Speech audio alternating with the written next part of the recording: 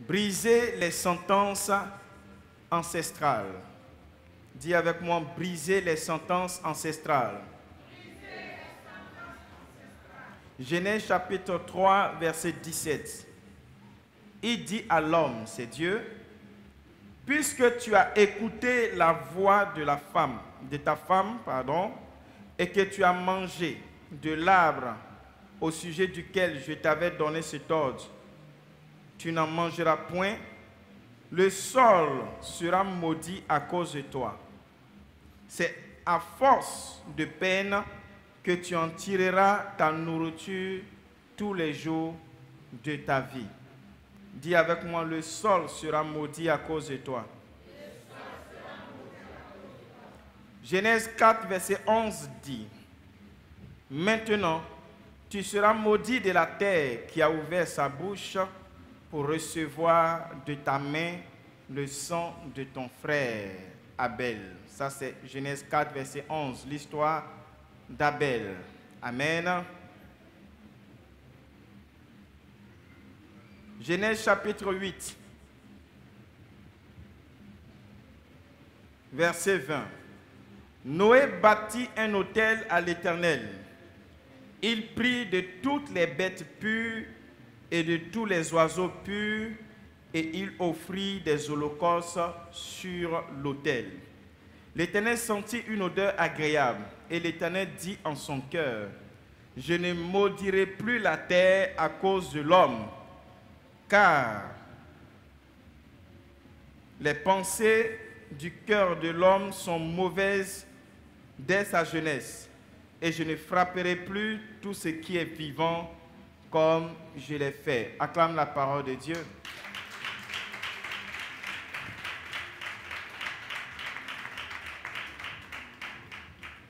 Dans cette histoire, nous voyons à deux grandes reprises deux malédictions qui ont été prononcées par Dieu. Dieu fut la toute première personnalité qui a relâché la malédiction sur la terre, dans le monde terrestre. Lorsque l'homme a désobéi à Dieu et que Dieu a décidé de relâcher la puissance de la malédiction, Dieu n'a pas maudit l'homme. Même dans la désobéissance de l'être humain, Dieu a toujours aimé l'homme. Dieu t'aime, ma soeur. Dieu t'aime, mon frère. Peut-être que tu as fait des choses très étranges, mais cela ne va pas annuler l'amour de Dieu pour toi. Cela ne va pas empêcher Dieu de continuer de t'aimer. Et pour montrer son amour à l'homme qui a péché contre Dieu, à défaut de le condamner, Dieu ne le maudit pas, mais Dieu maudit la terre. L'homme pêche. Normalement, il doit maudire l'homme. Dieu ne maudit pas l'homme, mais Dieu maudit la terre. Et parce que la terre a été maudite, rendue difficile, l'homme devrait manger à la sueur de son front. Tout simplement. Donc, en un mot, Adam n'a pas été maudit par Dieu. Et des années plus tard, quand Adam va avoir son fils, Caïn, qui va tuer son frère, Dieu ne va pas aussi maudire Caïn. Il va encore maudire la terre et renvoyer Caïn dans un autre territoire. Tout ça démontre l'amour de Dieu pour nous. 12 générations après, va naître un homme qu'on va appeler Noé. Noé qui était l'espoir des générations en ce temps. L'espoir de sa génération parce que c'est lui qui aimait Dieu. Et c'est lui, de par lui que Dieu voulait faire beaucoup de choses. Noé va trouver, par la puissance de la révélation, la clé pour briser la malédiction de la terre.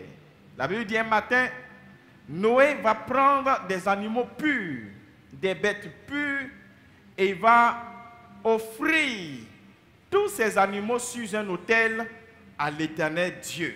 En fait, Noé va offrir un sacrifice à Dieu. Quand Dieu va sentir l'odeur du sacrifice de Noé, Dieu va dire ceci. L'Éternel sentit l'odeur agréable et l'Éternel dit en son cœur, je ne maudirai plus la terre à cause de l'homme parce que les pensées du cœur de l'homme sont mauvaises dès sa jeunesse. Et je ne frapperai plus tout ce qui est vivant comme je l'ai fait. Dieu prend la résolution de ne plus maudire la terre. Acclamons le Seigneur pour ça. Noé trouve la solution à la malédiction que Dieu avait proclamée sur la terre qui rendait la vie de l'homme difficile. De par son sacrifice, Dieu va prendre une nouvelle résolution de ne plus maudire la terre. Donc en quelque sorte, Dieu renoue les liens avec la terre, Dieu bénit la terre. Et quand on va aller au chapitre 9 de cette belle histoire, Noé qui avait reçu la bénédiction de l'Éternel, une bénédiction qui a bien sûr avait influencé la terre, va commencer à cultiver la terre, parce que la terre était bénie de l'Éternel. Et cette terre-là va lui donner beaucoup de produits. Donc tout ce qu'il faisait, Noé cultivait aussi la vigne avec laquelle on fabrique le vin. Noé va faire une récolte et il va aussi boire le vin. Suivons ce que Dieu dit. Dans Genèse chapitre 9, verset 20, Noé commença à cultiver la terre, parce que la terre a été bénie par Dieu, bien sûr, et planta de la vigne. Il but du vin, s'enivra et se découvrit au milieu de sa tente. Cham, père de Canaan, vit la nudité de son père et il le rapporta dehors à ses deux frères. Alors Sem et Japheth prirent le manteau, le mirent sur leurs épaules, marchèrent à reculons et couvrirent la nudité de leur père. Comme leur visage était détourné, ils ne virent point la nudité de leur père. Verset 24. Lorsque Noé se réveilla de son vin, il apprit ce que lui avait fait son fils cadet. Verset 25. Et il dit, maudit soit Canaan, qu'il soit esclave des esclaves de ses frères. Acclamons la parole de Dieu.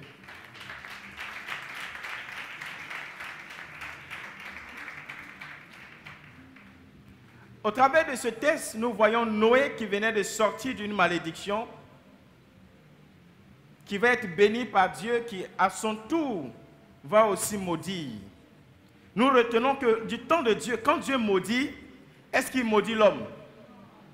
Dieu maudit quoi? Je ne te sens pas. Dieu maudit quoi?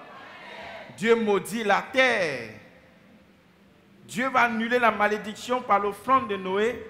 Et Noé, à son tour, va être offensé par l'un de ses enfants, son dernier fils qui s'appelait Cham. Dans l'histoire de la Bible, vous devez comprendre que l'une des souffrances imposées et vécues injustement dans la Bible fut celle de l'un des petits-fils de Noé qui s'appelle Canaan. Le fils de Noé qui s'appelait Cham, voyant que son papa était sourd, va aller voir son papa et venir rapporter dehors ce qui se passe dans la vie de son père. Son père était nu. Noé se réveille de son état d'ivresse et qu'est-ce qu'il va faire quand il apprend que son fils a vu sa nudité? Il ne va pas maudire le fils qui a vu la nudité, sa nudité, mais il va maudire l'enfant de son fils. Est-ce que tu me comprends? C'est comme lui. Voici Noé. Noé vient et il découvre que son père est nu. Du moins, Cham, lui il s'appelle Cham. Il vient, il voit que son père Noé est nu. Il va rapporter ça dehors. Noé se réveille, il est fâché. Parce qu'on lui dit que ton fils, lui là, a vu ta nudité quand tu étais saoulé. Normalement, c'est qui doit maudire? C'est contre qui il doit s'en prendre? Il doit maudire qui? Lui là. Mais qu'est-ce qu'il fait? Il ne maudit pas Cham, mais il maudit les enfants de Cham. Cham lui-même, il n'est pas maudit. Mais Noé maudit, lui, ses petits-enfants. C'est-à-dire les enfants de lui, il est maudit. De vous à moi, est-ce que c'est normal? Demande à ton voisin, est-ce que ça là, tu trouves ça normal? Ton voisin a répondu quoi? Il dit c'est normal? Et au moment où il maudissait Canaan, le petit-fils, son petit-fils, c'est-à-dire l'enfant de Cham, Cham n'était pas encore né.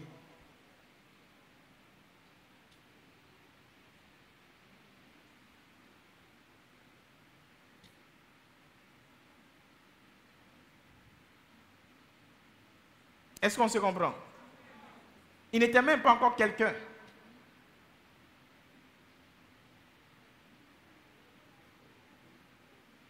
Est-ce qu'on se comprend? Fais comme ça si tu me suis. Amen. Donc, Canaan fut réduit en esclavage par une sentence qui a été prononcée de la bouche de son grand-père.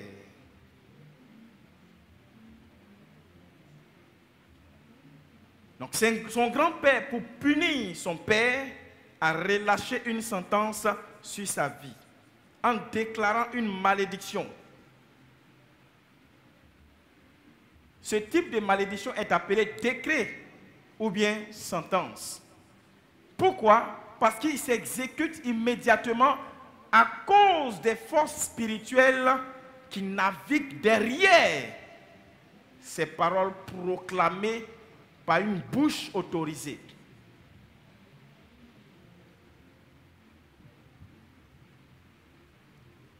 L'innocence de Canaan doit attirer votre attention.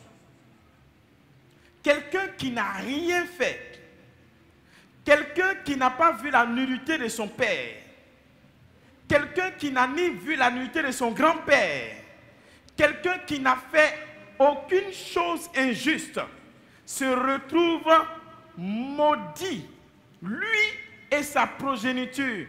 On le réduit en esclavage à cause de l'erreur de son papa. Hey. Vous voyez comment le monde spirituel peut être parfois injuste.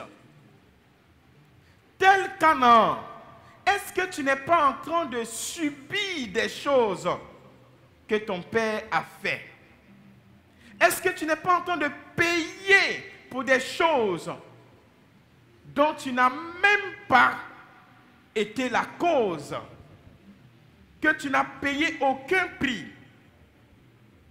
Frère, lorsqu'il y a une sentence maléfique qui est relâchée sur une progéniture, cela prend forme, comme je l'ai dit, à cause des mauvais esprits qui s'attachent derrière.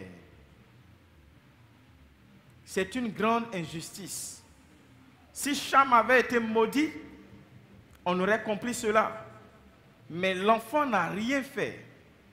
Le plus souvent, certaines personnes s'expriment en disant « Je n'ai rien fait, mais je ne comprends pas pourquoi ma vie est comme ça. » Le monde spirituel ne cherchera pas à ce que tu fasses des choses. Satan ne cherchera pas à ce que tu fasses des choses. Tes ennemis ne chercheront pas à ce que tu fasses des choses. Et leur rôle, c'est de détruire. Leur rôle, c'est de te renverser. Leur rôle, c'est de réduire ta vie à néant. D'où pour toi l'importance de chercher la face de Dieu dans la prière. Dis avec moi, Seigneur, interviens à mon sujet.